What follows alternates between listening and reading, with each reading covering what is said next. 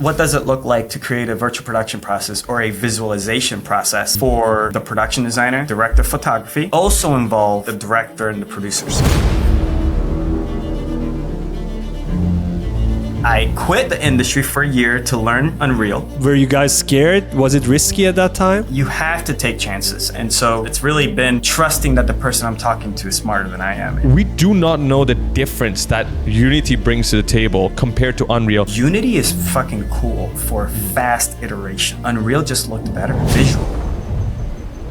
So you are a virtual production and visualization professional who had worked on titles such as The Mandalorian. You technically created a new wave of roles and responsibilities in the industry. How do we get hired in these positions? Felix, welcome to the Bad Decisions podcast. Thank you, buddy. Thank you. I appreciate it. Dude, thanks so much for being here, man. You know, first of all, we have to say that you're awesome for coming on the podcast. And also, because you're wearing what you're wearing, I'm going to quickly sing a song.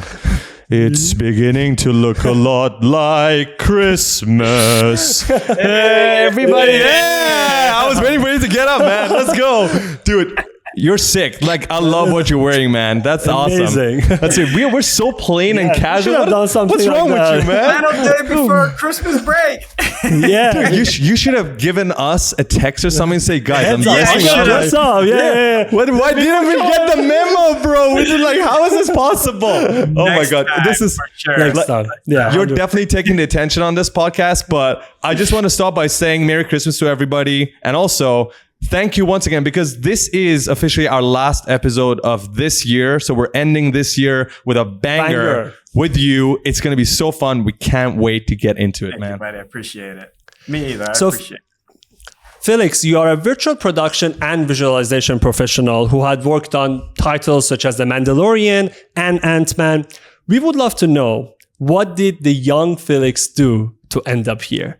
Yeah, well, I was raised in Puerto Rico, in the East Coast of the US, and I went to school at Full Sail, and I got a degree in computer animation. I originally wanted to be an animator, and I realized I hated animating. This is terrible. How could anyone do this? I can already see the animators in the chat leaving. Like, they're like, No, actually. No, it's important to know what you don't like to do, because all of my best friends are animators, right? I was like, you know what? I don't like to do this. I gotta attach myself to you here. And so I went into modeling and texturing and compositing. That's actually how I started. Okay. I used to love model texture, light, and then composite my own stuff.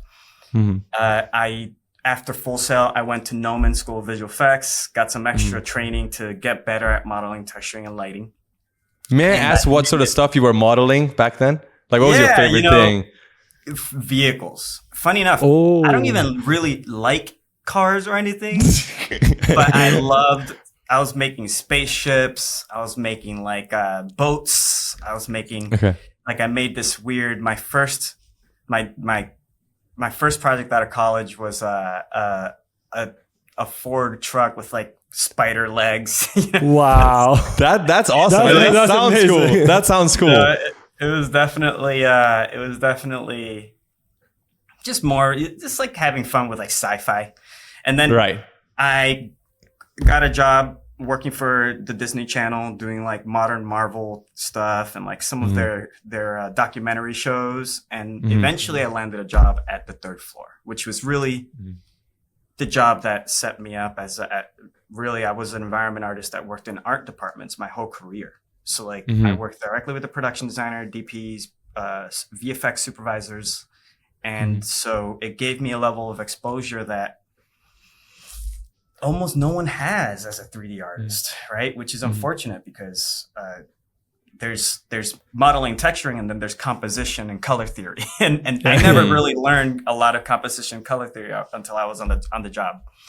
And so at the third floor, I worked on Immortals, which 300 Part 2. I worked on the Avengers, Iron Man. I worked on and when I was working on those, I met Jon Favreau. I met the production designer Andrew Jones that was right under him. I worked with Sam Raimi on Alice in Wonderland. I worked with all these brilliant minds, like obviously way out of my league. Like I was just flabbergasted with like the way that they thought, and it gave me a level of respect for the craft of filmmaking that I find is less solid. It's less step 1, step 2, step 3, more of like you find the right roles and they're able to like create these crazy worlds and projects. So then I did that for 8 years at the third floor. Towards the end of me being there, I started pitching to the third floor, hey, all of my friends are in the game industry and I think we should use game engines because I want to engage the production designer and the DP. Every previs that I was doing as the animators got all the love, and then the environments, they would go and say, the producers would go, well, I'm sorry, but this is throwaway. The production designer isn't here.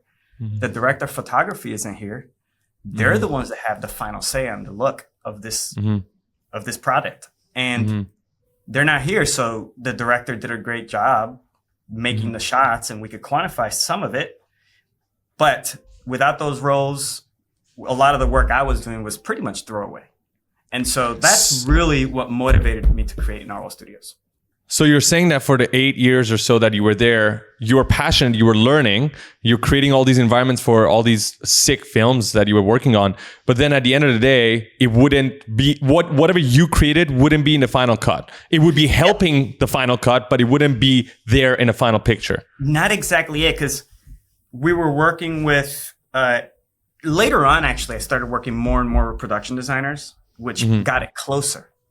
But it was still missing the director of photography. So without the production, once I started working with the production designer, the environments started looking closer to what they're supposed to look. And that information could be carried straight to the next stage.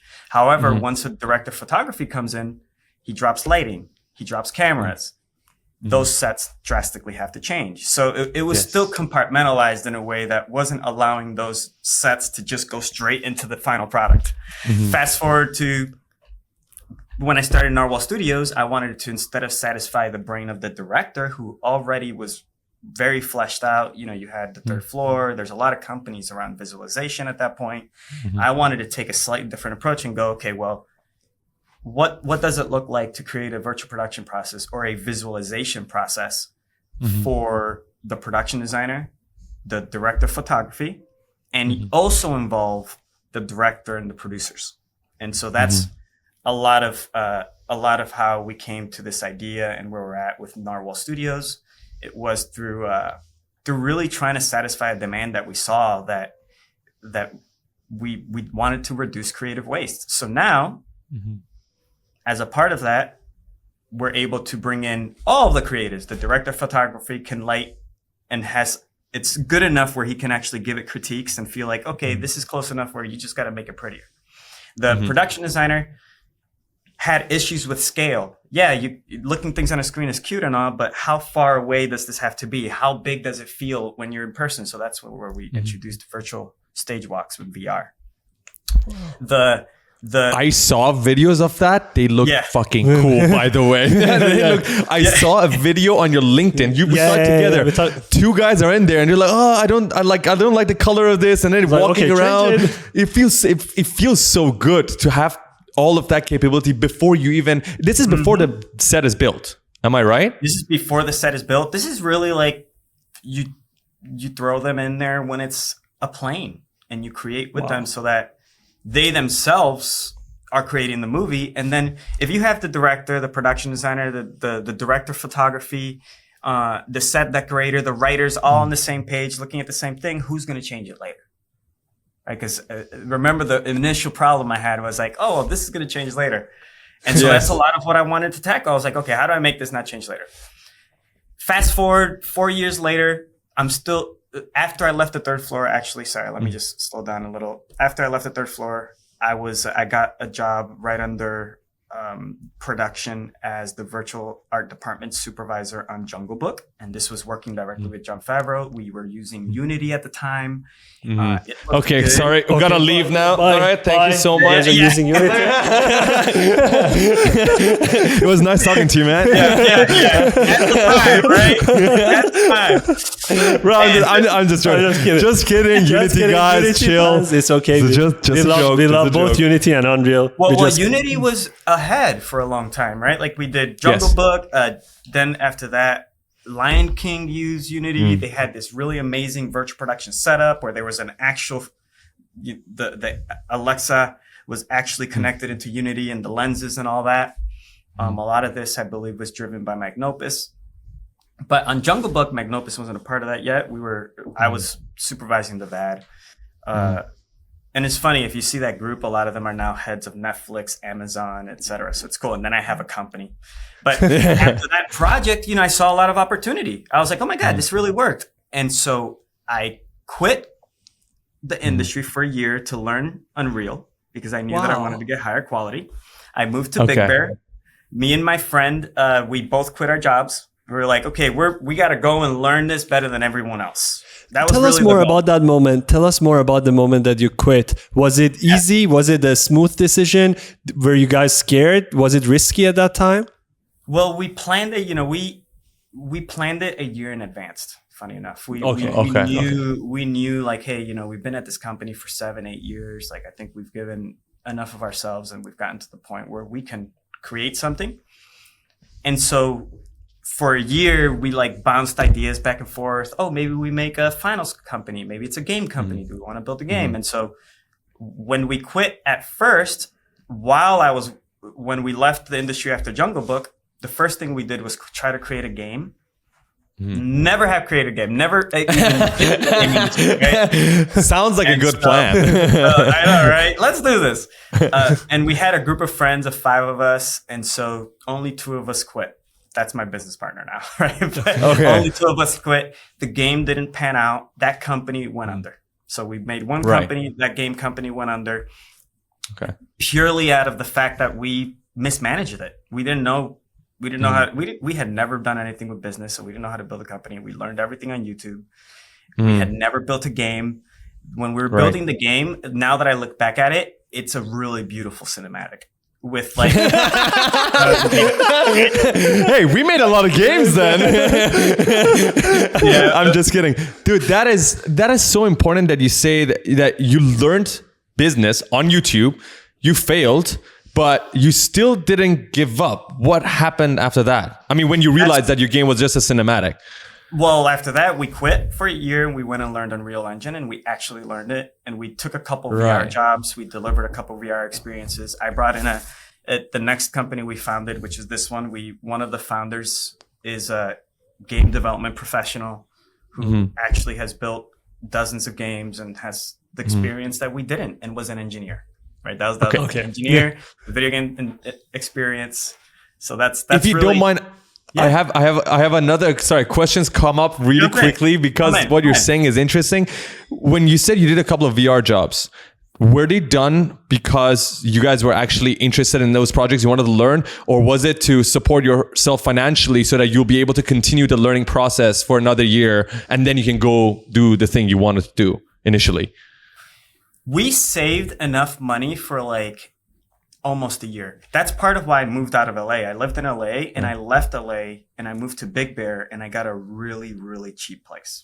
So like, and I did that for a year. I was like, if I'm going to do this for real, I want to have very low bills, like almost nothing. And I'm going to go head down. And so I moved to Big Bear with my partner. We were there for a year. And in that year, I basically saved as much as I could.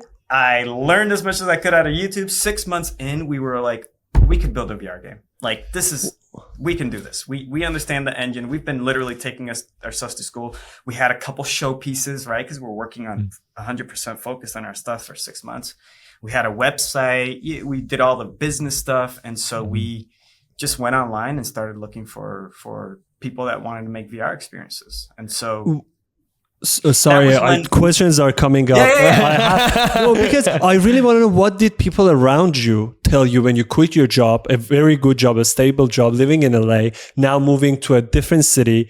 What did people around you tell you? Did they tell you it's a bad decision? Not an easy decision, yeah. Oh my God. People, never listen to people.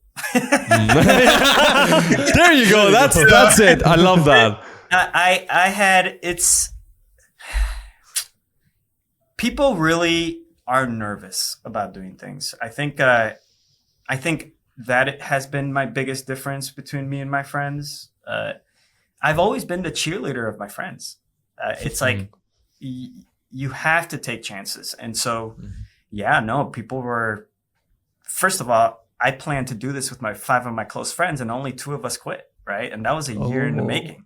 So like, that was the first step. 2 of us only quit. The other 3 were like, "Oh no, we're not sure. We'll be a part of it, but from the outside." And we're never like, works out. No, never works out. Either you're all in or you're not in. You're all in, or you can't make that shit happen. That's why we're trying to break this story down, because it's so freaking important. You have to go all in. You have to go all in. My parents were nervous for me, right? It's like, you're letting all this go. My friends were anxious for me because they're like, you've been in the film industry your whole life. Film people don't get into the game industry. Game people don't really get into the film industry. That's not a thing, right? Back then, that really wasn't a thing. Game engines were not being used on films. And film people were not working in games. And so it was of my opinion that was the wrong approach, that we should be working together, that like game technology had advancements that we should be using in film, at least at the design level. If it can't hit final pixel, that's fine. But at least we can design more effectively, which now, eventually I got The Mandalorian and we proved that it can be final pixel. But then, at the vice versa, I was extremely passionate because the 3rd floor had a VCam for like 10 years that no one knew about, like a virtual camera. And so we had a virtual camera directly connected into Maya, where the director would come in and frame all their camera way before anyone in the industry had it. And no one really knew about it. And so I used to look at that and go, well, if I can get a camera to work directly into Unreal, and I can bring Jon Favreau, can't he now direct the cinematics in a game? I could have AAA storytellers in a game, and vice versa. I can grab the technology. If I could grab a technologist who can learn how filmmakers think, can't I bring him the technology, into film? And so we're still working on the latter, bringing the film into the game. But now I'm a part of a game company, right? That we're getting closer and closer. We have clients that are much more interested in this, because they're starting to see that, oh, this is possible. So yeah, that was a lot of how we did it. I'm going to keep going through the story in this. Go ahead. Anytime a question pops up, we're going to interrupt, man. Go ahead, please. If I go on tangents, No, please. Okay, I love it. It's amazing. So then, after doing, we did 2 experiences while I was in Big Bear. While I'm doing this, I'm posting a lot. Just posting. And so that's when I got a call from literally Andrew Jones, who was my very first production designer on my first movie. Alice in Wonderland called me, I say, down from the mountain, and was like, I need you to help me with this Jurassic World VR ride that we're building for Dave & Buster's. We need to grab all the film assets, bring them into the game, Blue, the T-Rex, all these guys, and it has to look the best it's ever looked in the game engine, right? And so that was the first big opportunity that we got for the company. At the time, the company was called Happy Mushroom. We rebranded. And so we came down the mountain.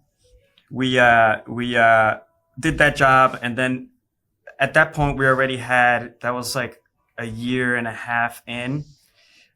We just started getting more and more real-time jobs. And around 3.5, 4 years in was when we got The Mandalorian. Like, we got called in for The Mandalorian. But it's all, the reason we get called in is because we post, because we educate. That's what I wanted to ask. Yes, that's what I want. About. I think, like, hey, I'm in charge of sales at this company, right? And so sales and marketing, but I don't feel like a sleazebag. I don't go to you and try to get you to sign up for me. You make the decision. You're smart enough. I try to post things and educate you, and then you could call me, right? And so that's how we've gotten all of our AAA jobs. It's really been through trusting that the person I'm talking to is smarter than I am in the areas he's smart at, and trying to speak their language. So when I'm speaking to a game person, I'm saying environments. When I'm speaking to a film person, I'm saying sets. Because in film, they don't say environment. The language matters. You understand the language. Super important. It's like communication is everything, right? So,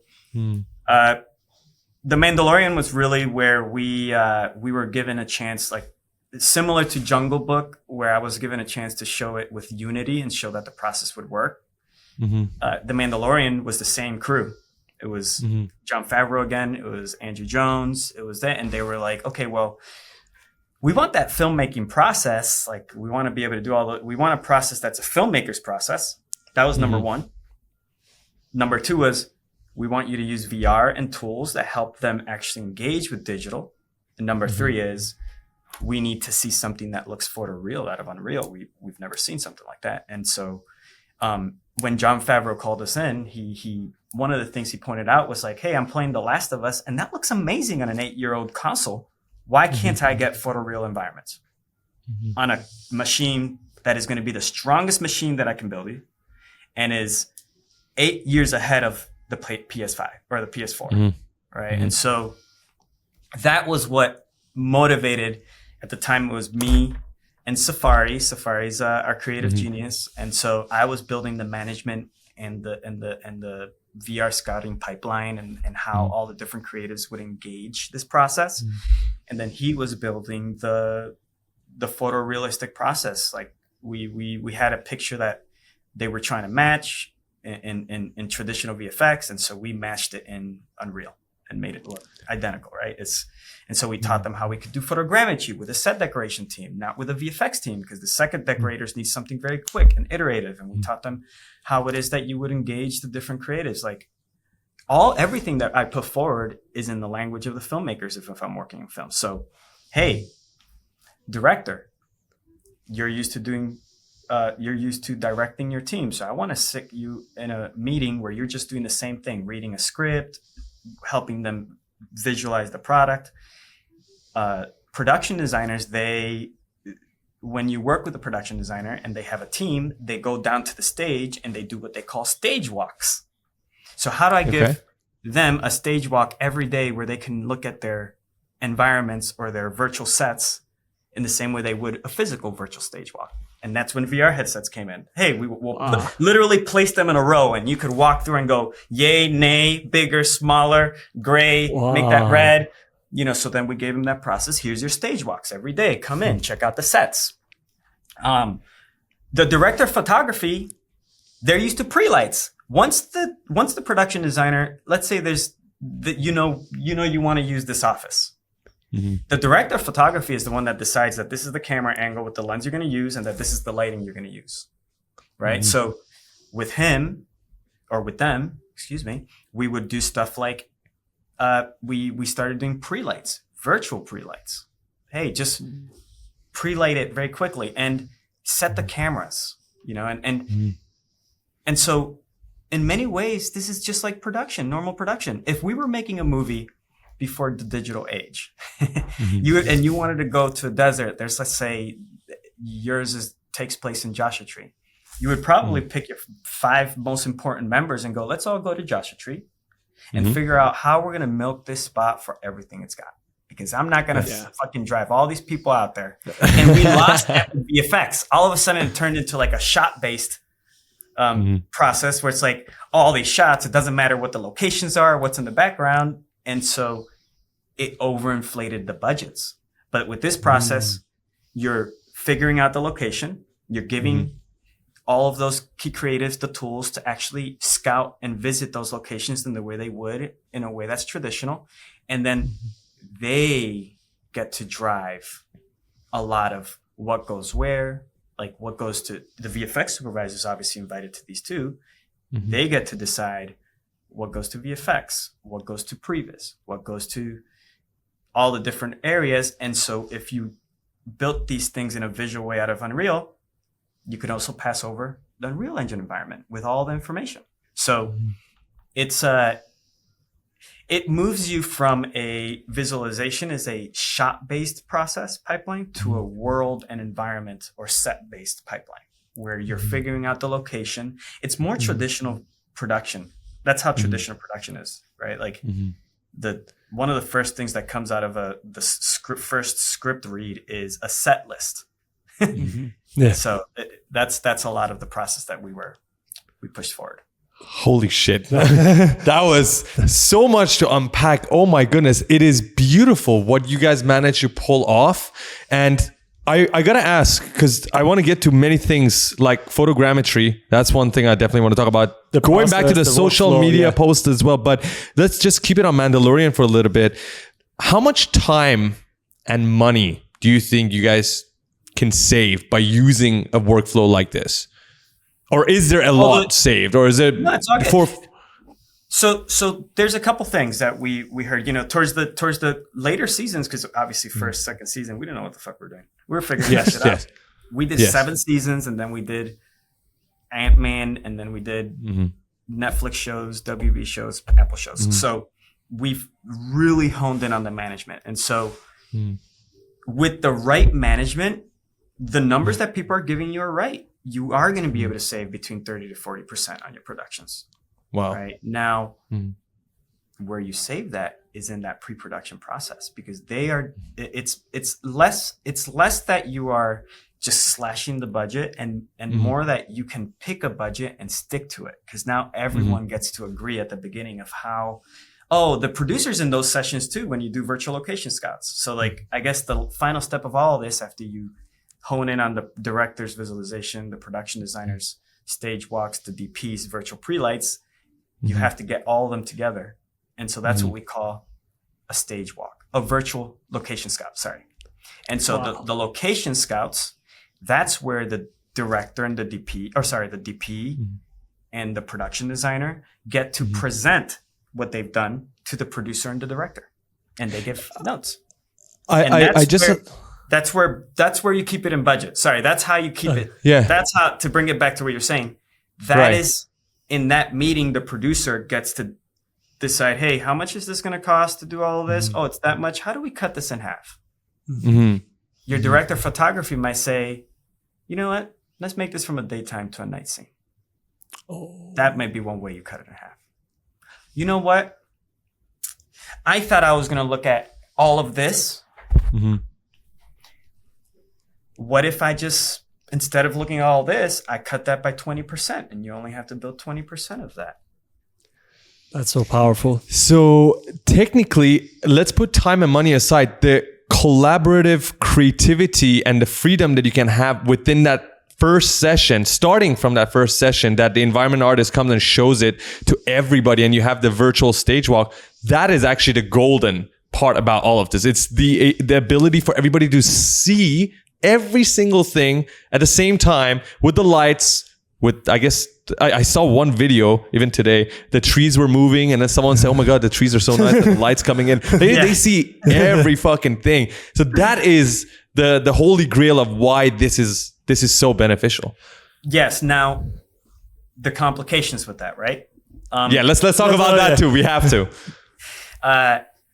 Traditional filmmaking has been done in a waterfall management style, which means that you come up with the story, then you come up with the storyboards, then it goes back next to the next person. That is like the environments are created, then the lighting happens, then the camera, then and it doesn't quite allow you to get notes by a Jon Favreau and implement them immediately and make sure that they come out the end the way he wanted, right? Because when you're in a waterfall workflow and you get heavy feedback and it has to go back here, the flow, it just gets all messy, right? So a lot of the complications come around management. Now you have a process where anyone can give feedback. And so what we find a lot of productions doing maybe we can improve on is educating people on like, how does it affect their process? How much time does it take to bring this process into the play?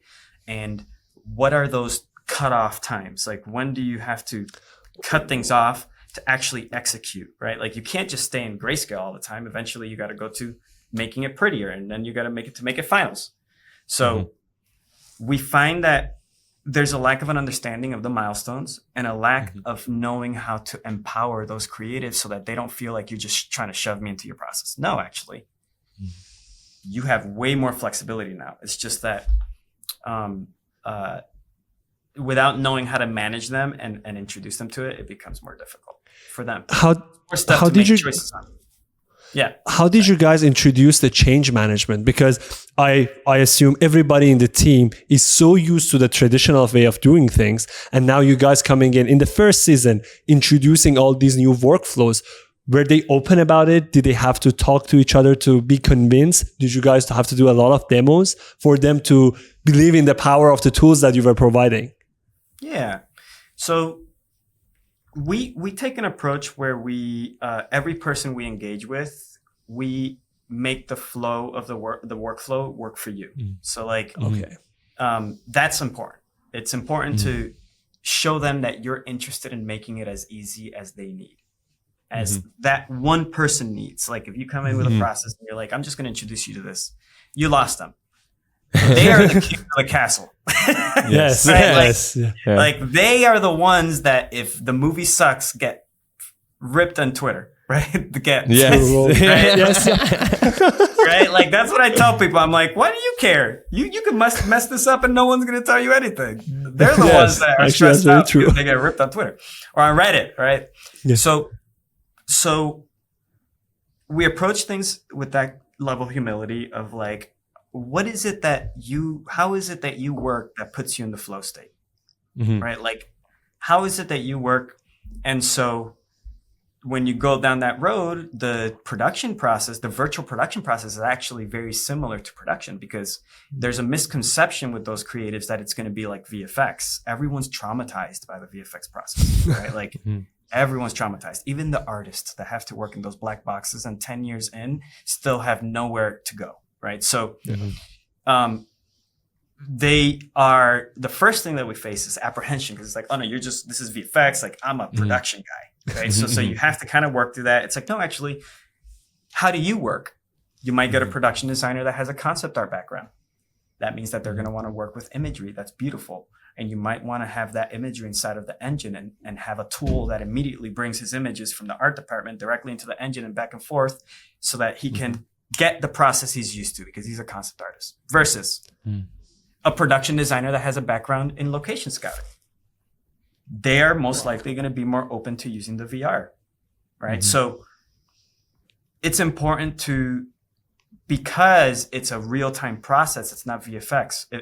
Before technology got this good, this wasn't possible because, hey, I can ask you, how do you like to work? And you tell me, and I would have to go, well, it's going to take like an hour to render a frame. So there's time, you're going to have to leave and come back. No, thanks. That's not an issue. Right now it's about making it easier for them. So when I'm saying stuff like we do a virtual stage walk, I'm literally adopting that production's workflow, the way he works every day. And all I'm giving him is a different avenue to look through.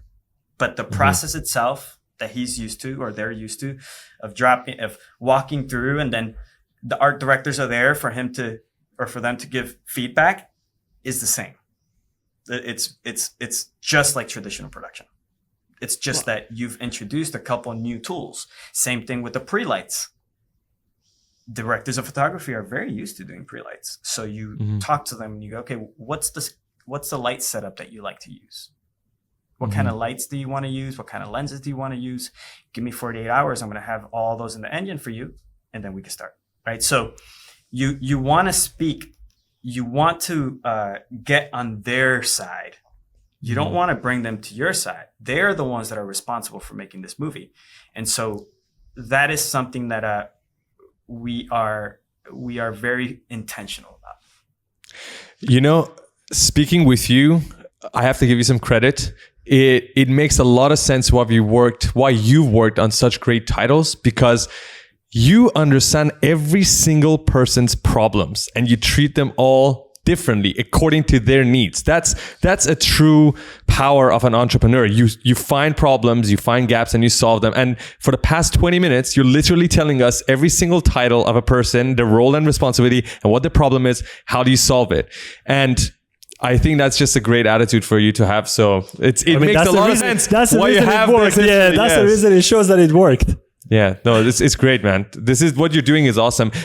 You talked about, finding these problems that people are having, giving them solutions. You mentioned that when you were at third floor, right? You guys were using Unity, or was that outside of that when you worked with JungleBook? That was when you guys used Unity, right? Yeah, so when I was at the third floor, they were just using Maya, no game engines. My first job right after after I quit the third floor, I actually left because of JungleBook. I knew that it was floating. I knew that the third floor wasn't going to do it. I knew that I wanted to do a game engine thing, and I was pitching it to the third floor, and they weren't biting. So I went to this production. I was like, and this production designer had worked with me for like 8 years at this point. I was like, yo, I'm learning Unity. I can build you a team. And so that's kind of where it came from, right? Like it's like the third floor doesn't do this. So that makes a lot of sense. And I think you did the right thing, because that's how you manage to step through and then find out what you like through that exact process. We made a joke about Unity earlier on by standing up from the seat. But to be honest with you, we do not know the difference that Unity brings to the table compared to Unreal.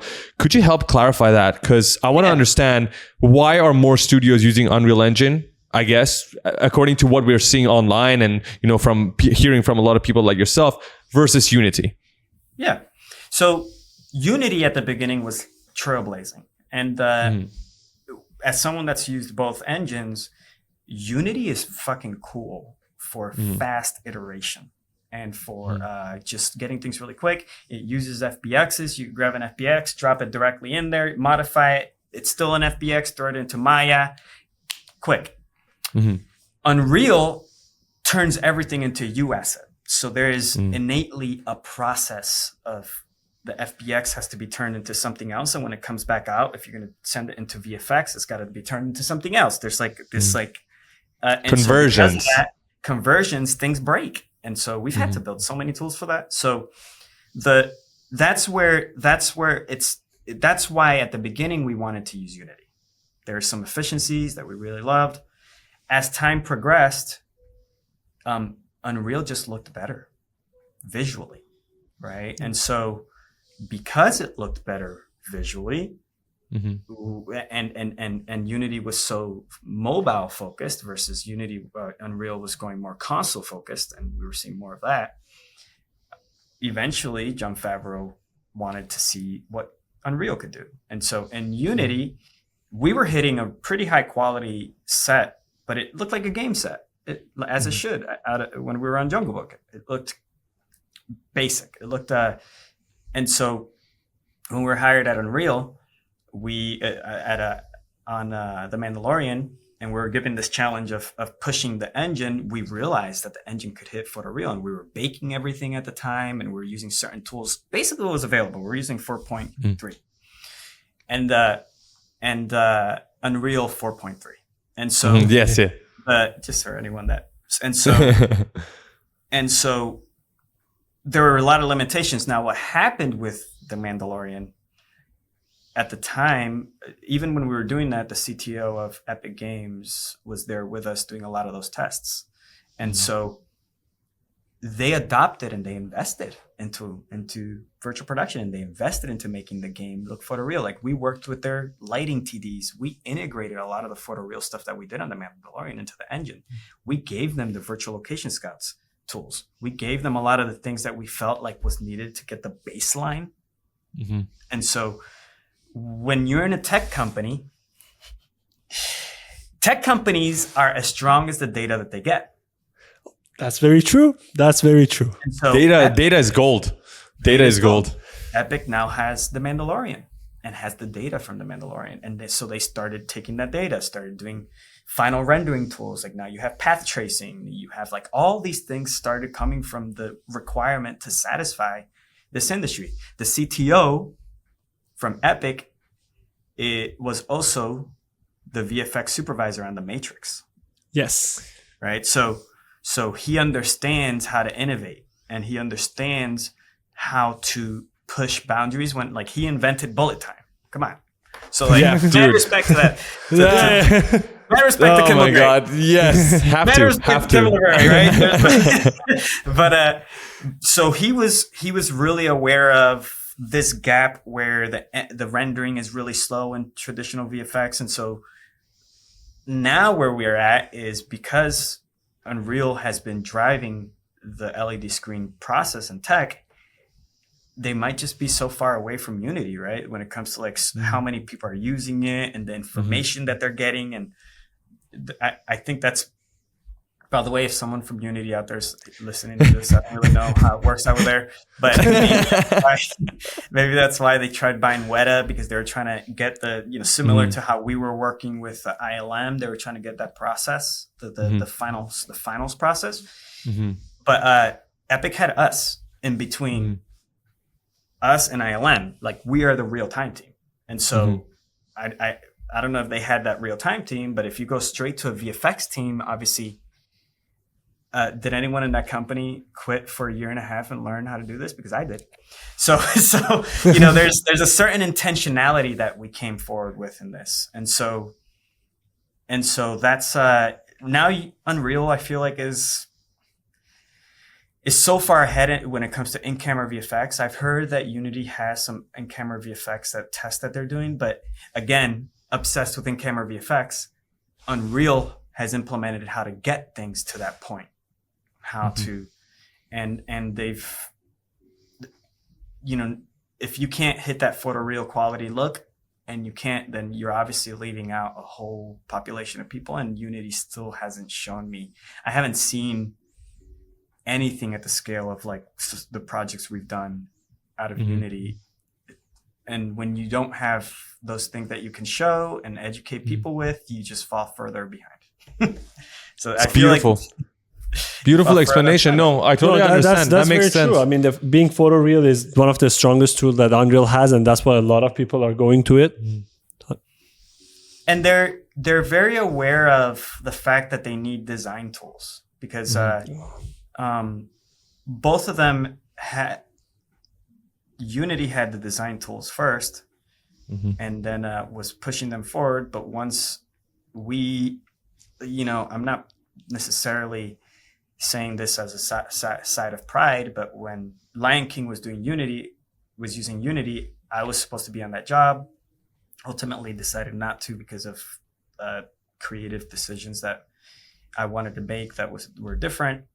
And so the same space that Lion King was being made is where The Mandalorian was launched. And so I went into that space and I saw their setup, and we didn't try to make that.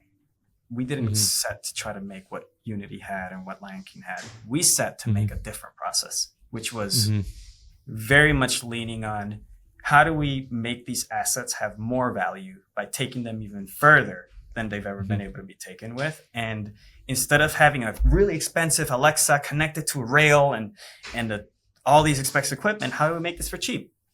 VR headset that we can mail to your house if you want, and then everyone can meet virtually, which we also did all that work first, and now Epic is starting to implement it as a multi-user. How do we make this where it's more focused on like quick iteration, not having to have an animator animate all these things and then you have like a traditional review process? No, we can show you things every day, every morning, if you want. I love that. Wow. I love that. And we do that with the art directors. Every day we show them stuff, and then every week or every other week we're doing a group session with sometimes 50 people. Wow. To get everyone on the same page, right? Like, hey, if you have the director, the production designer, the DP, the producer, the writers in the meeting, isn't that the most important meeting of pre-production, in my opinion, right? And so if now all of a sudden it's not just them reading the script, you can have a very specialized art director that uses Unreal, that speaks the film language, actually move things for you and do things for you. That's stage number one. That was on JungleBook. I was on the computer. And I'd be here, and there would be like literally 10 people behind me giving me notes out of Unity, and I'm moving shit. And I'm like, wait, let me place the camera. What do you say, a 50? How about this? And the DP's like, oh no. The director's like, well, this and that. All right, so then I saw that, and I said, man, how do I remove myself? That's only one screen, and everyone's giving me all the feedback through one screen. How do I remove myself and give you each a screen? Yes. And now each of you could go in the engine and modify things yourself. So they're not just spectators, they're part of the game. They're part of the game. And that was the major advancement that I wanted to do with The Mandalorian. I was like, okay, I've been in this hot seat a lot. I don't want to be in the fucking hot seat anymore. I want to have you all be in the hot seat, and I'm empowering you because you're the DP. You know? And so that is where the Mandalorian process went for. It was less about just the director and let's see the director's mind to the director. You have a process and a person that can help you. The DP, you have a process. You know, each one of them had a process and a person to help them so that they can make the movie, actually make the movie. And instead of it being through one lens and one TV, each one of them get their own screen. So they all get their own view. So the director could go, oh, you know what? I like this area. Everyone follow me. And literally it says director, you hit the director button and you all pop behind them. Poof. And now you're seeing what the director sees through your own screen, just like if you were there yourself. And it removed the person in the hot seat from having to frantically move the camera and try to find the angles to actually, oh, do you need help with like moving that down? You said purple. Okay, let me turn on the green screen so that you can see how far it is. Oh, that's too far away. Like it just changed the dynamic entirely from how we were doing it before The Mandalorian. And that's what I feel like the industry is still trying to understand. Wow. Okay, Farad, I have like 3 questions. I have 5. Okay, so you go first. You mentioned about photogrammetry assets, because one of the questions that we had is how extensive you guys use 3D scanned asset from the set and bringing back to the engine. Did you guys do that for Mandalorian? Yeah, for almost all of the seasons. So there's photogrammetry, and photogrammetry's been around forever. Yeah. Photogrammetry's been around for a long time. And so I've received a lot of photogrammetry as a previous person. But what happens is when I saw a lot of waste in photogrammetry because, you go to a location, you capture as much as you can, and then you bring it back, and we might only use 5% of that. So I knew I wanted to improve that. So the way that we used photogrammetry on The Mandalorian was in two ways. You had the set deck photogrammetry. Set deck photogrammetry, there's a management process that is very aggressive there around every week they would have all the props lined up. We would go over, we would capture them, bring them in. So that was one step, and we wouldn't process them fully. You only process them as far as you need to actually see the shot so that you know which ones have to be processed fully. So that's one step, right? Instead of the second one is location scouts. Similar to the VFX process, we go out there, we scan this location, but we only process it to be very low res so that the director, the DP, the production designer could decide where they want their action to happen, so that then you only process what's needed in VFX. You don't have to take it all away, right? So we did that across all the seasons. It was always about, it's always like, how do we get enough to just get those key creatives to be able to make decisions so that everyone else, the physical construction team, the VFX team, and the camera and light team, the physical teams, can actually take this and know what is actually being asked for. So that's how we used the photogrammetry. We used it as a way to help those scenes come up, but then we would only take them as far as needed based on what those creatives give us, the feedback they give us. Do you think that with things such as NeRFs and Gaussian splats, and perhaps even improvements to photogrammetry, they'll eventually make it to the final pixel? They all make it to the final pixel. right? So they do. Oh, you mean Okay. sorry? The ones the traditional photogrammetry that we're doing, they actually did make it to final pixel. We would take them to the point where they make it. But you're talking about the new tech, a lot of things new ones. Yes. We're actually looking at doing a project with it to see how actually impactful it is. Right. The issue with all these things comes when you want to customize, right? Oh, There's never something that we've ever done that stays the way that we did it.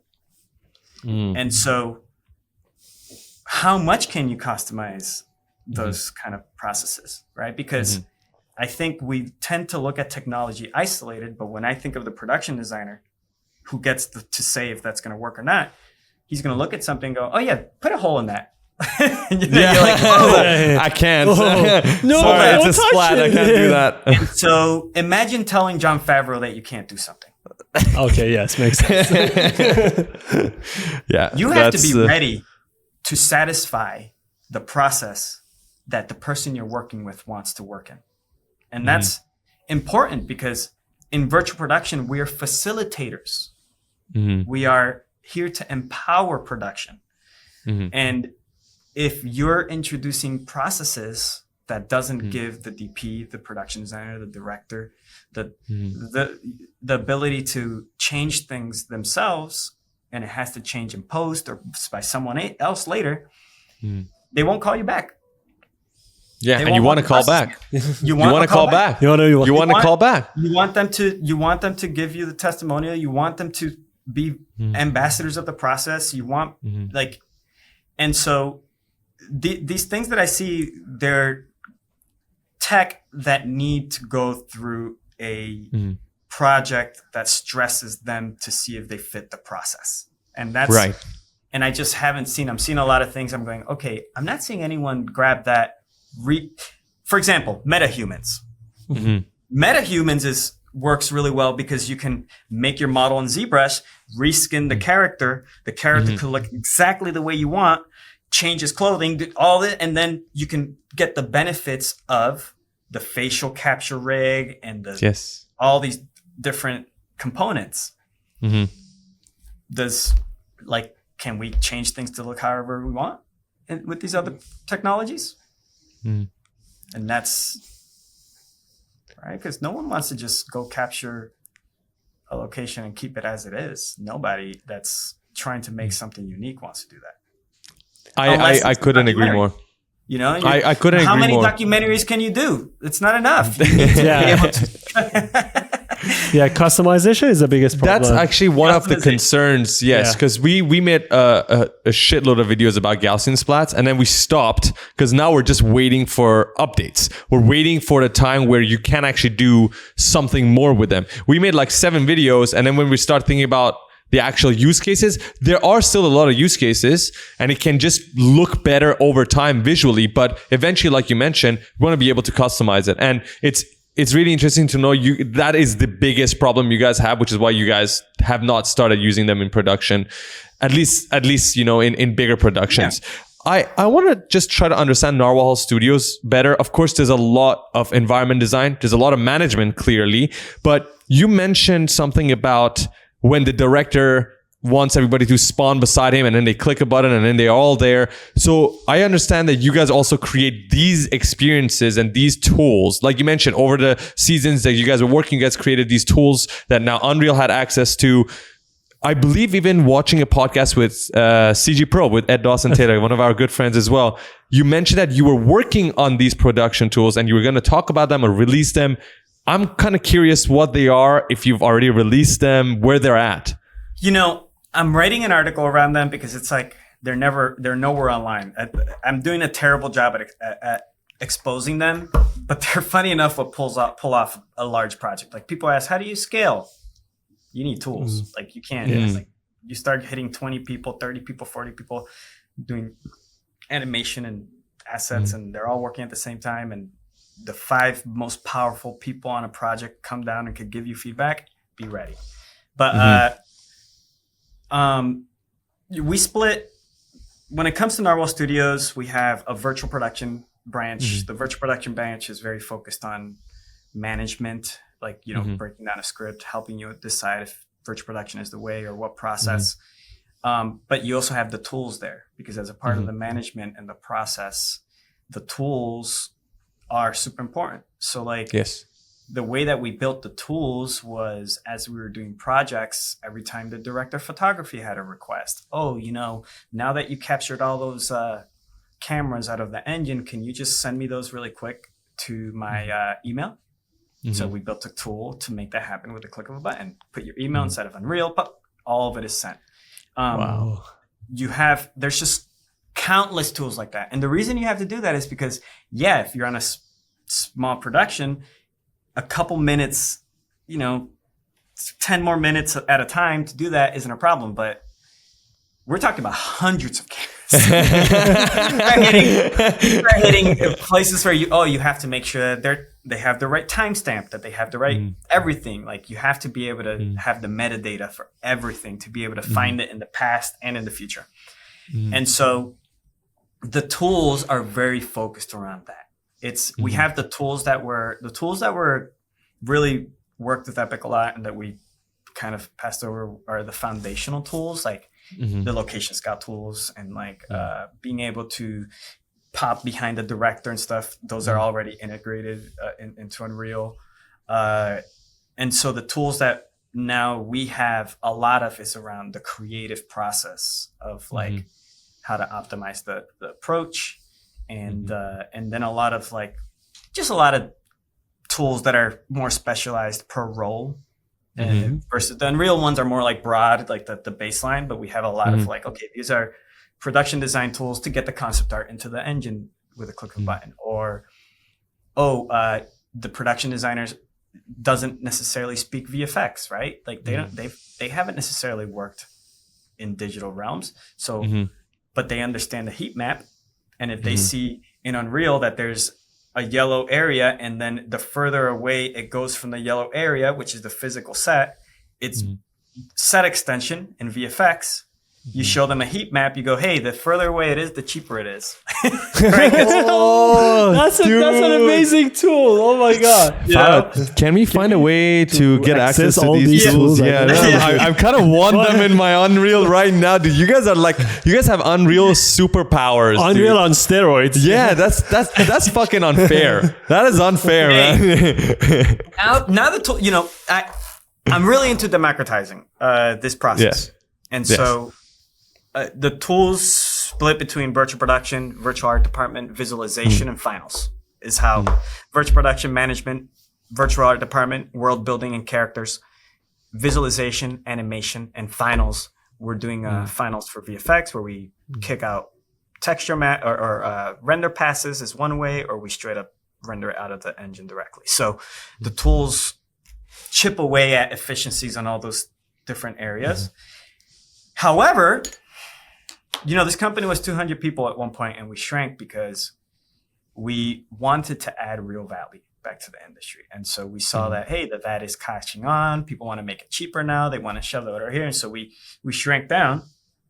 And so as a part of that, when we were at our largest, we could only do like 7 projects. So we have this arsenal of tools that's really to build efficiencies for artists that were only satisfying 7 projects. And so at a time, right? And so I started doing the math in my head. I'm like, man, I'm only influencing 100 people, with the things I'm doing. Like, this isn't enough. So I'm very, I have a platform that we've already started, and we have a first MVP of it. And I want to give the tools to everyone. I have a dream of helping millions of people, not 100 people at a time.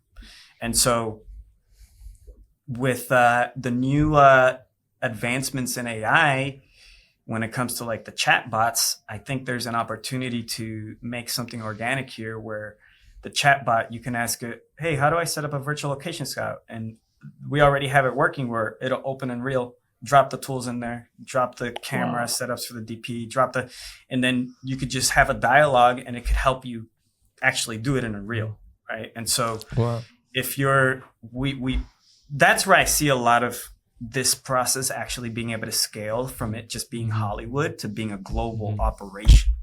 It's by using the tools that we have available, like a chatbot, training it with the appropriate language or answers, because what's online is a lot of fluff and marketing, not actual fucking how to do a project.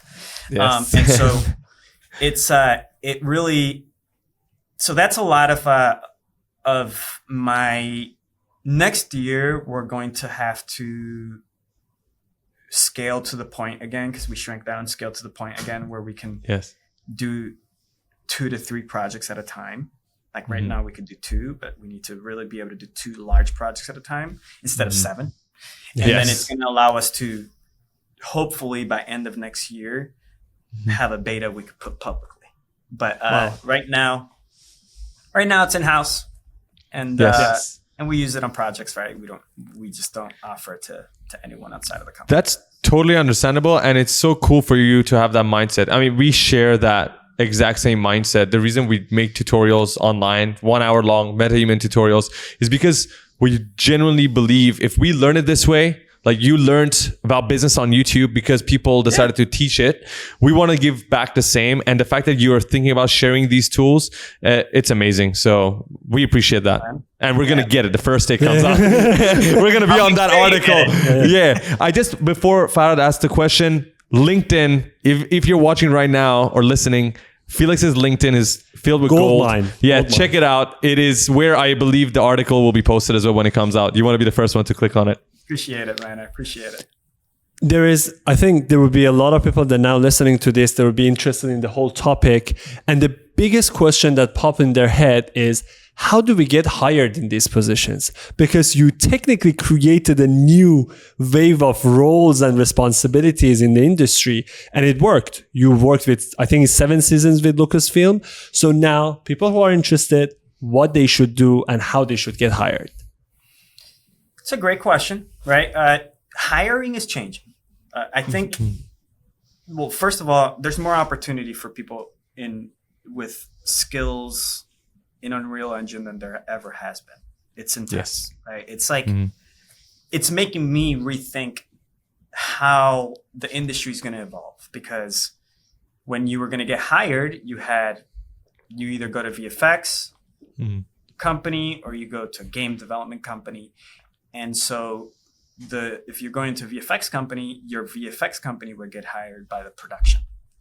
Or if you're at a visualization company, a previous company like I was, the company would get hired into production. And the union didn't allow to hire digital artists directly into the movie.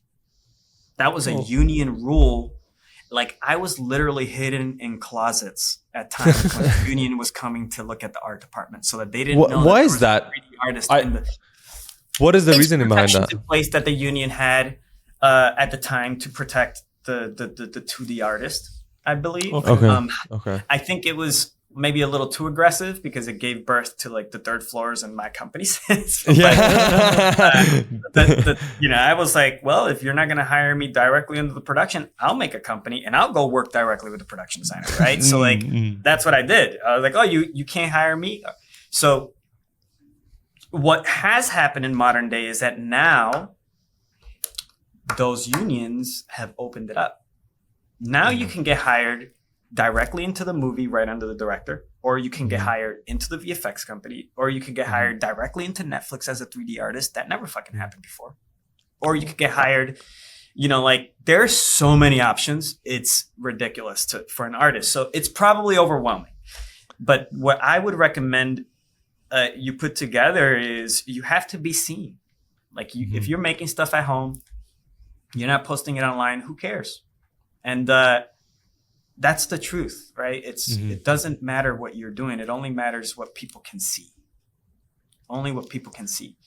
And so I think there was a time where the mentality was only show your best work and don't show things that don't look at the best or work in progress, because people might think that mentality has changed. What people want to see is that you are a person that knows how to do things. And that you're good at something, but you're also good at doing things, right? So like, you might be a really good environment artist, but you're also playing around with effects, or you're also maybe tapping into blueprints, or maybe also if you want to differentiate yourself and be someone that adds real value, specialize in something, but also show me that you know how to do other things. That's really the people that I like to hire. Fuck. You heard it, people. Post your stuff online. Come on, LinkedIn, wherever you can. Come on. Yeah. It's. I think it's so easy. It's free. When I was telling my friend, even outside of this industry, you should share your work no matter which platform it is, because that's the way you can attract people. Will have it in their mind in the future, and when they need it, they will come to you. So it's very important for people to post whatever they do. We got a free microphone. Right? A megaphone where you can literally shout. If this was 200 years ago, you have to go out in the streets, grab a megaphone and shout and say, I'm good at this, I'm good at that. Now you have this gigantic megaphone that projects into millions of people potentially, right? And any day of the week, right? Even during Christmas time, you might make a piece of content about your Houdini simulations and it hit 1 million views on X and boom. Right? The right people contact you. It is so important for people to post. And this goes all the way back. Sorry, please. Sorry, no. This goes all the way back. I'm going to comment something you said. Yeah, go for it. This goes all the way back to the point that you made earlier on where you said, I think in the beginning of the podcast, that it was because you posted that people found you. And during that transition process, the posting was what helped you get more familiar with people, connect with more people, and land the jobs that you did. Mm-hmm. Yeah. You know, we're in an amazing spot for artists right now. Mm-hmm. When I graduated, I don't feel like it was that long ago, but yeah, let's just say, a few years. When did I graduate? 10. We don't need to know the dates. It's all good. It's all good. It's all good. It was like, let's say 15 years ago, right? Okay. I had to have a stack of CDs. You had a stack of CDs this big, and you would have to go to the conventions, go to the Nomen thing, and you'd have to give people CDs. Guess what? The person that takes that fucking CD is HR. HR gets to decide who the hell was cutest and that who gets to get rid of that. The next person isn't the creative yet. The next person might be business development. The next person might be, so you had to go and do this work. And if you're still just doing resumes and if that's all you're doing and sending your portfolio, you are the person you're trying to impress is up here. And there's 10 people underneath them that gets to say who's going to be there until they get it. Right. And so everyone uses social media. Mm-hmm. Everyone, even Jon Favreau, even whoever the fuck you're the biggest fan. Look at a TV show. You could look at it and go, who's the director for this? What kind of social media you think that this guy consumes? And if you're posting, you could get on their feed. Right? Like that means that I can skip all of these people and go straight to the source. What a fucking gift. To not have to go from the bottom up, to actually have an opportunity to somehow reach people at the top. And so that's why you post. That's why you make yourself seen. That's why, because it's like relationships. You don't want to be out there looking for them all the time, but you want to be ready if someone that you might like comes into your life, and you want to be the best you that you can be. So you need to make sure that your portfolio is the best it can be, so that and we all have a tool that never existed before called social media that we are all addicted to, which means that you can get on their feed directly, especially if you're strategic and you target them. Like, if it's Disney, you make pieces that have hashtag Disney and look like Disney. If it's Netflix, then you like Stranger Things, make things that look like Stranger Things, put hashtag Netflix. They look at that. They see that at the highest level. Ted Sarandos maybe visits it every month. I see the CTO from Epic on there as well, on LinkedIn, right? Like I see the CEO of Epic on LinkedIn, literally saying things and posting and going through the Epic Games feed. So like those pages and that strategy is a gift that us artists have. And so I've done a lot of work to not hate social media, as I'm sure a lot of people try, right? And so my approach to not hate social media has been to not self-promote anymore. because it's a terrible epidemic. You don't need to tell people I'm awesome. Put something out there and let someone else tell you you're awesome. Put more stuff out there that you think, if you look at something and you in your mind go, man, that's awesome. You try and make something like that makes you feel like it's someone else that's awesome. That should be the goal, I think. Let's talk about what you posted all the way back during that transition process. As busy as you were and as stressed as you were working on the VR titles and all that, what content did you post? Because a lot of people have problems thinking about the content and the duration of it, the complexity of it. Whether it's good or no, imposter syndrome. Exactly. I posted everything. That's important. It means you didn't choose which one you thought it was good or bad. You just posted everything. No. Look, the truth is, you have to almost use yourself as a guinea pig. You kind of scroll. You need bulk.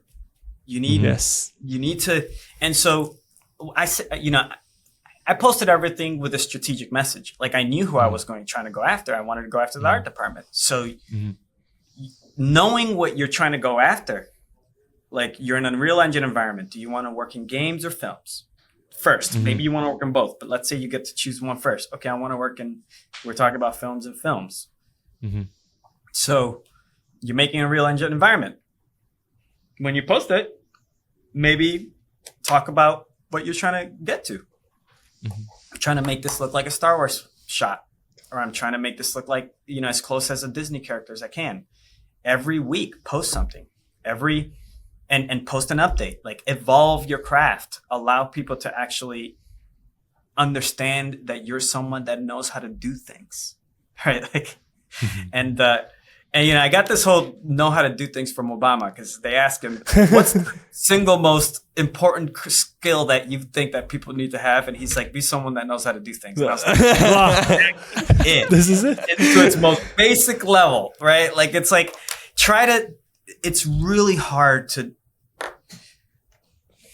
it's really easy to live in your own mind and think that other people are going to think something about you. But to be honest, most people, 99% of people don't care.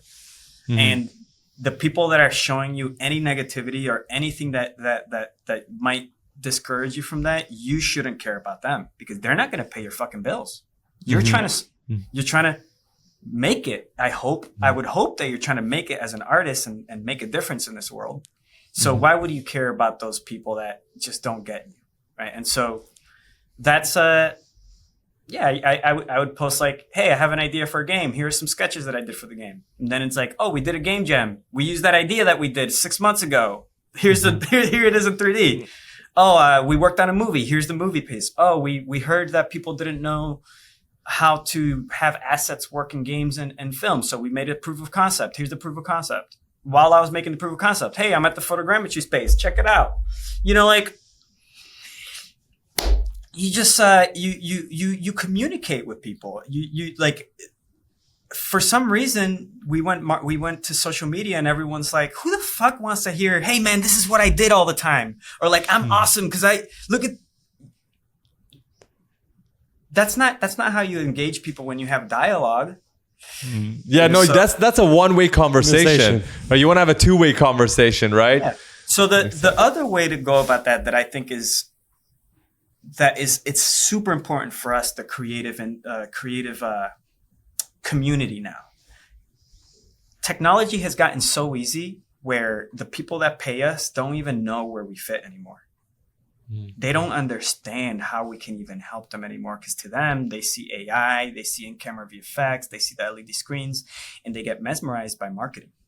So it is our responsibility to now educate and slow down the self-promotion. Yes. Is self-promotion 10%? Education 90%. Because they are thinking that they can just hire a guy into the company, Netflix, and then it'll pull it off, because Epic Games marketing says that it's super easy, right? And so the truth is that what we do is very complex, and there's a lot of different steps. And there's no fucking amount of podcasts that I'm going to give that's going to get you to do a Mandalorian successfully. I'm sorry. You have to go and have a couple failed Mandalorians like I did before, like, you have to have a couple projects that aren't going to pan out to really understand where things are going to pan out, right? So people have fear in different ways. Some people have fears of sharing because, you're going to steal my process. Other people have fear from sharing because I'm not good enough. Other people have fear sharing because, whatever reasons people make. But social media, that word social is I think at the beginning of social media, there's a lot of value in, connecting with your friends and stuff. But I actually don't like using it for my close friends anymore. None of us do. I use it for my professional friends, for the friends that, and so I speak through that lens. And I every time I try to make a post, I ask myself, is this going to add value to someone out there? Like, am I just making this post to make this post, or can I write this in a way where, the image says something, but then I'm processing it through, hey, if you're a person that does this, maybe this can help you, right? And so everyone has that. Every professional in their craft have that. Every introvert has that. Every introvert is able to speak about the things they're passionate about more than most people. So like, if you're modeling, model the shitty ones and then model the good, and then post the shitty models and then post the nice models too, because that's going to show people that you're working towards becoming that AAA artist with the AAA film, but maybe you don't have it yet. Wow. This is, I think, an important lesson for anybody who's listening in any industry. So we are not only talking about VFX or virtual production, any industry that you're in, the moment you try to post on social media, educating people and showing people your craft, I think this is the moment that you will level up and you will stand out among the crowd, because everybody is submitting their CV. But if you are on social media, if someone from that company have seen you before, then it will be much more easier to pick you.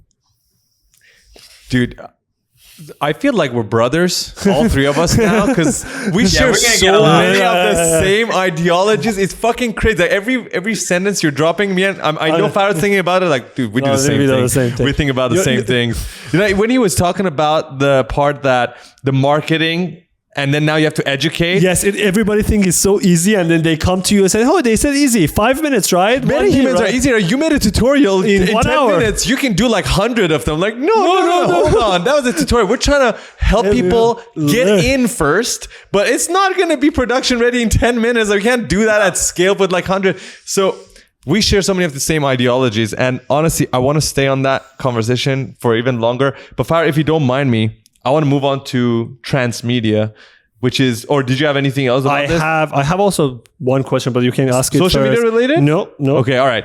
Transmedia was something right before we started the podcast. You brought up the conversation about the focus on Transmedia. Do you mind telling people and us what Transmedia is and why is it so important moving forward 2023 and for the next decade or so?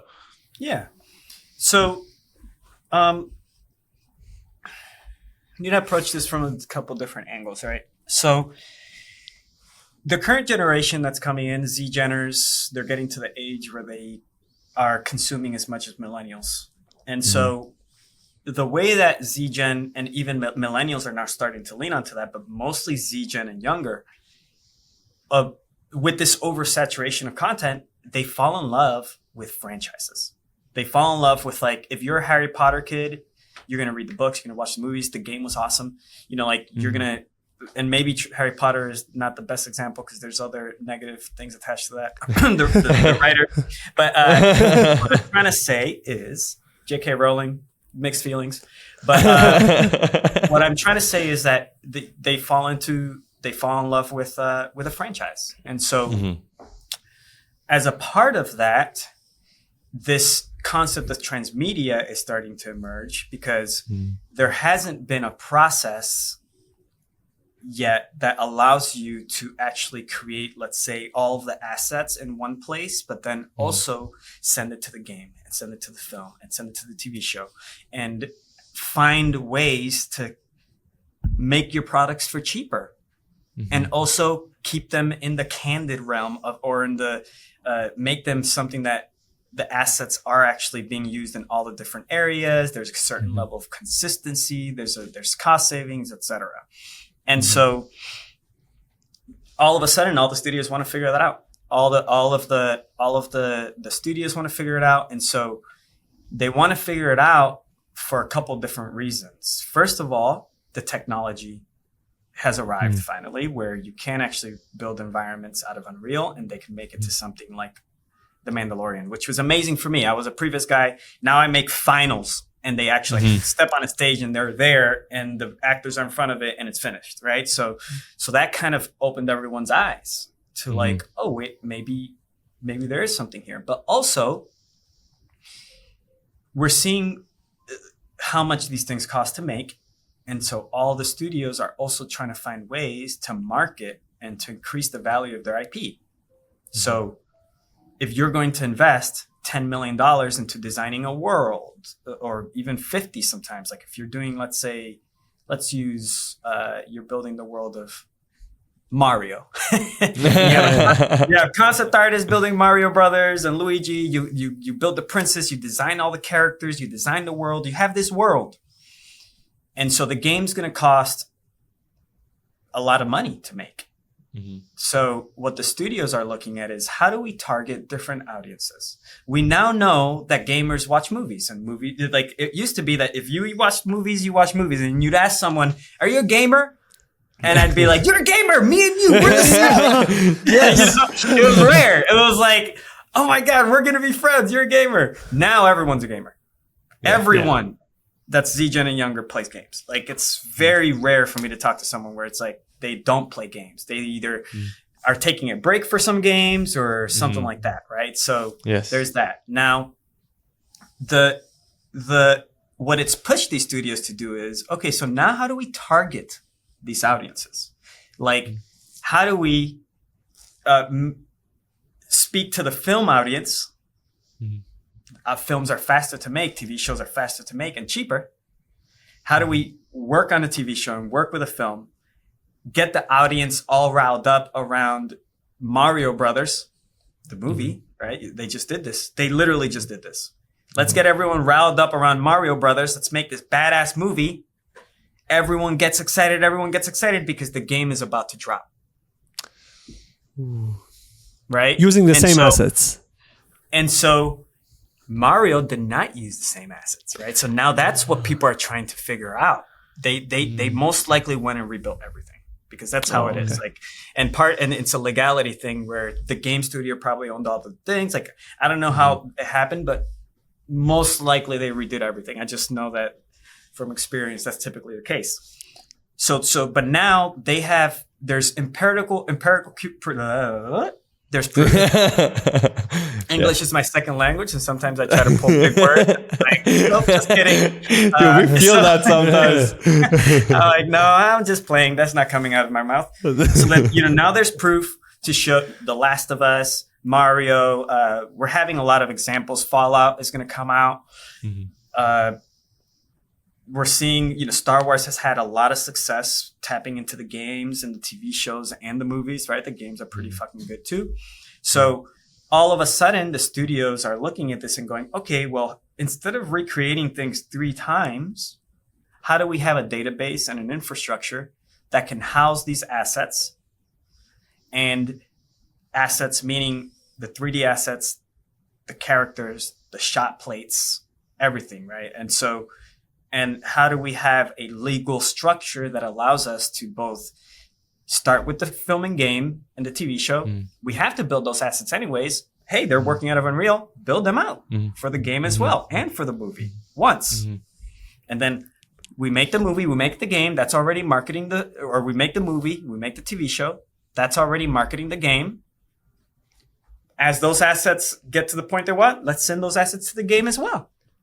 Wow. It's so powerful. Fuck, that sounds so fucking powerful. Like, say, like the same rock asset, for instance, that is used on the virtual set will end up in the game. Maybe more optimized, but it is the same rock asset. And then you have cost savings, right? Because you're using the same assets, but you're also reigniting the audience. So you're marketing and you're making more money. So you're making more money and you're using less money to make them together.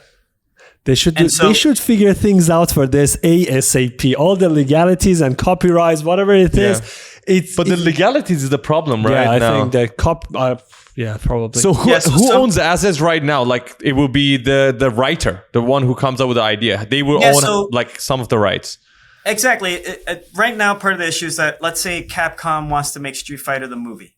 Mm-hmm. Street Fighter has had how many games, and these studios own those assets. Like they didn't come up with these rules after, right? Mm-hmm. So, and then you go to like, I think there is let's say they take Street Fighter to Netflix. Mm-hmm. And so they take it to Netflix. Let's say they want to use those assets. There isn't a process there that allows potentially a Steven Spielberg to grab those assets, make his movie. Mm-hmm. Steven Spielberg is a very well-known individual that most likely will own a percentage of that movie. Like based on how much that movie makes, he'll make money too. So what happens if now Capcom wants to take those assets from Netflix back into the game? There's it's too much. There's some legality there that's being figured out right now. But that's, the tech arrived. So what's a couple pieces of paper, right? We're going to get there. It's the tech arrived. Sign that. Come on. It's just now. Yeah. I just wanted to say, first of all, thanks for the explanation. It was very clear. It's time, technologically possible. Just waiting for the legal papers to be done, like always. Once that's done, I guess we need to have another episode of the podcast to figure out. We're celebrating that these things are figured out, and who did it first, technically. Yes. I'll actually give you an example on the Lucasfilms project. Because we did 7 seasons in that, and some of them left The Mandalorian. Like Obi-Wan was a different product. Like even though it may seem like they're all the same show, Obi-Wan, Ahsoka, Skeleton Crew, they have a different style. They have different teams. They have. You didn't share assets? Stuff. So at the beginning, they weren't allowing us to share assets, right? At the Not beginning, even between these shows, during Mandalorian season 1, 2, and Boba Fett, we had to set up separate structures because they're very aware of like new teams grabbing their stuff. And so we actually had to, there was a lot of waste at the beginning of those shows within the same studio. You see, like that's how complicated it is. Okay. Later on, we set up a database. Okay. All of the Thank assets, God. the effects came in, and man, when that finally came to be, now we could work. We were at that point. We started working on 2 shows in tandem. Now all of a sudden, both shows were getting the benefits of each other. When a tool was built over here, both shows had the tool. When an asset was built over here, both shows had the tool, had the assets. And look, if you create a trash can in a traditional VFX pipeline, if the trash can comes up 10 times in 10 different shots, typically they'll probably charge you 10 times because it has to look unique. Yes. But if it's built by one team and then you have that barrel already and you could just rotate it, you can decide. It's most likely just going to be a rotation, right? It's not going to need 10 different barrels. And so going back to how do you save money in virtual production, right? These are the little things that actually has changed the way that the creative process is. Felix, you co-founded Narwhal Studio, CCO of Arctic7. How does someone go from an artist to a manager?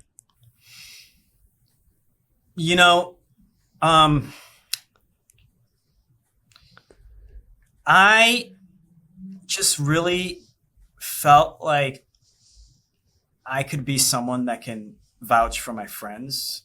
And I felt like I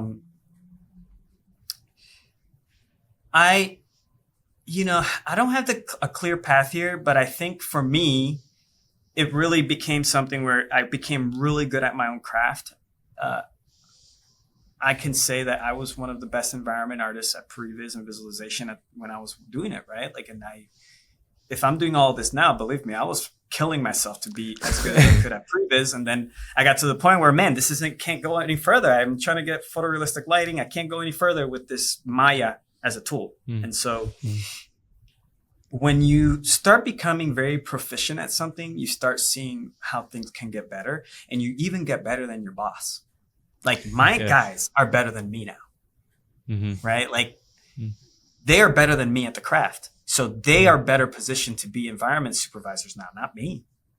And so that's how you get there. Get really good at something. You're going to start seeing gaps. Really good at something. You're going to see the fucking cracks. You're going to see the problems. And yeah, you're going to see the problems. But the problem is when you see those problems, many artists either choose not to fix those problems, and that's completely fine because they want to stay an artist, and that's completely okay. They don't want the manager role. But for people like yourself or other people who always have this thought of, I want to start leading people. I want to hire 2 more people to work with me, but they can't make that jump. How did you make that jump? I never thought about hiring people. I never thought about any of that stuff. I only thought about the creative project I wanted to create and who the hell do I need to make it, right? So lean on the creative. What is the idea that you have that you want to create? And go and make it. It's going to require people, most likely. Yeah. Right? And so don't obsess about being a manager as much as how can you fix something and what does it take? Right? Like, you will most likely, if you're thinking like that, have to be a manager. So, but different people think differently. If you're not thinking like that, attach yourself to a manager-minded person. Management is hard and is not something that I gravitated to easily. I've had to read books to I'm very passionate, so I've had to read books to be a little bit more calm and allow to not speak over people, ask more questions, be more self-aware of my behavior so that people can actually feel like they're empowered. Because I've always thought about wanting to make games. I want to make a game. All right, well, I got to motivate people to help me make the game. I got to. There's these things that you start realizing, but all that mentality came from me seeing a gap and me becoming really good at something, and then talking to my friends, like talking to the closest people around you, and going, "Hey, can we do this better? Like, hey, can we make? Are you interested in making a game? You have any friends that want to make games? Like." Attach yourself to the people around you. My first company was done with 5 friends, 5 close friends. My second company was done with my best friend and with my another really close friend.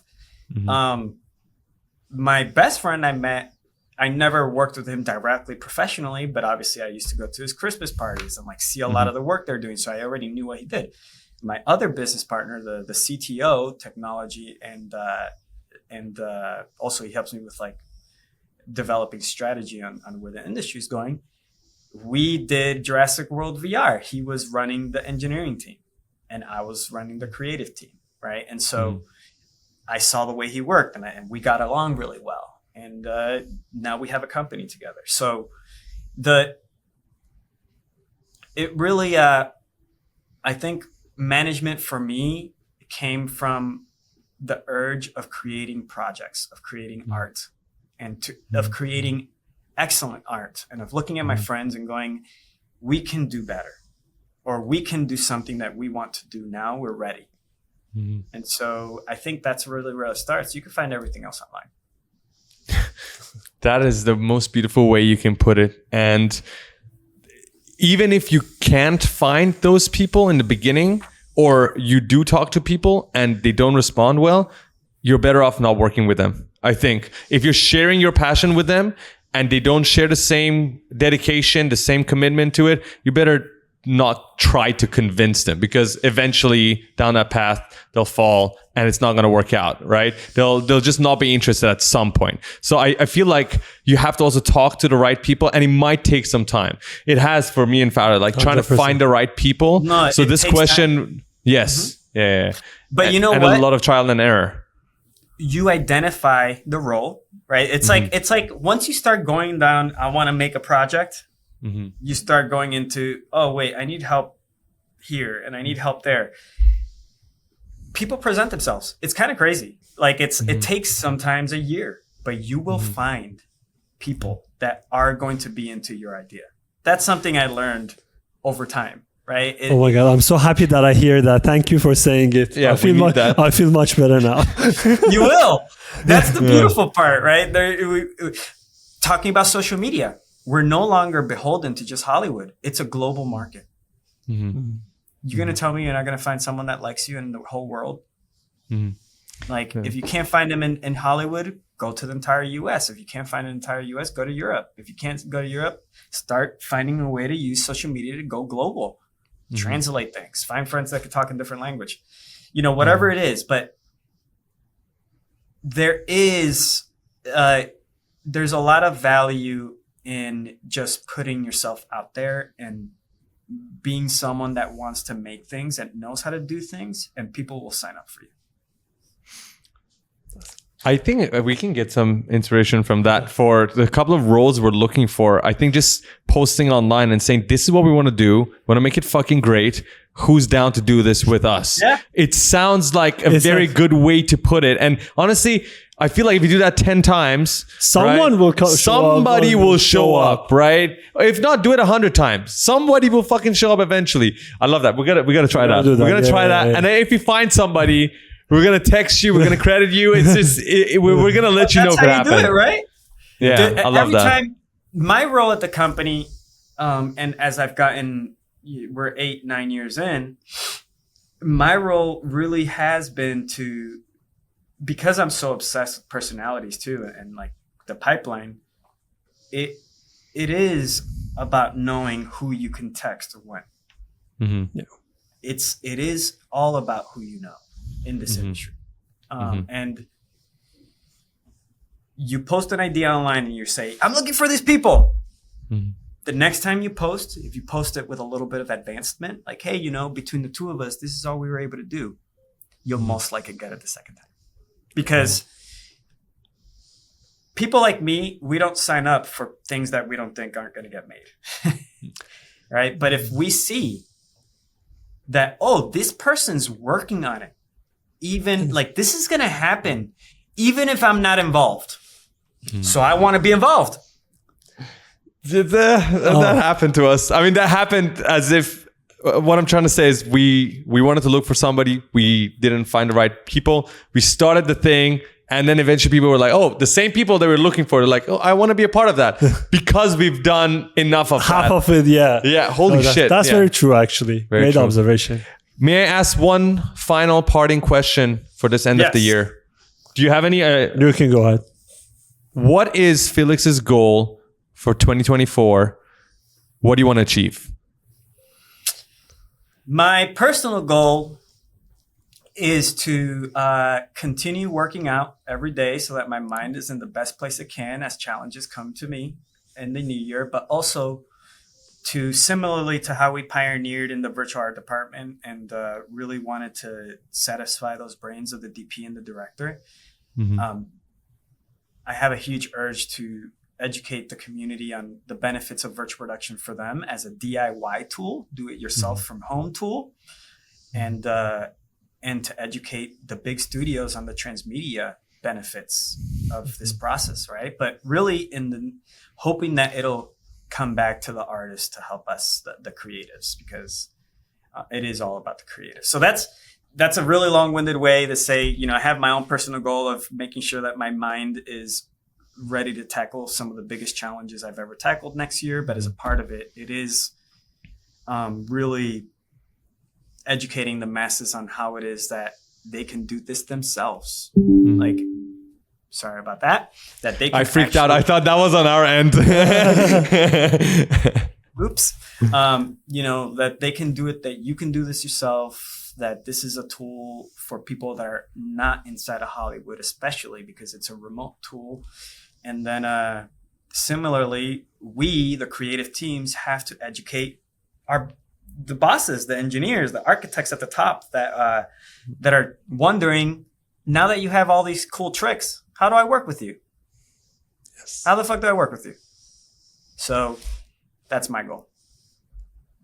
I love that. Farhad? I'm so inspired by every single thing that you put out today. And I really want to appreciate you being open, talking about everything, challenges, failures, and also success. Because, of course, people got to know about virtual production when they watch Mandalorian, a lot of people, but nobody knew about the failures, the challenges, the hard parts. Because yes, people see the success, but they need to see both sides. So they will feel confident when they want to also go and try new things. So thank you for being open and thank you for sharing everything. Thank you guys, man. This was a really fun chat and I'm going to have others with y'all. I think we'll definitely have some more calls. This is cool. I appreciate it. I would love to see that happen. And I also want to say a big thank you to everybody watching and listening for this one final episode of the year. We'll be back again next year. Until then, ciao. Bye. Ciao.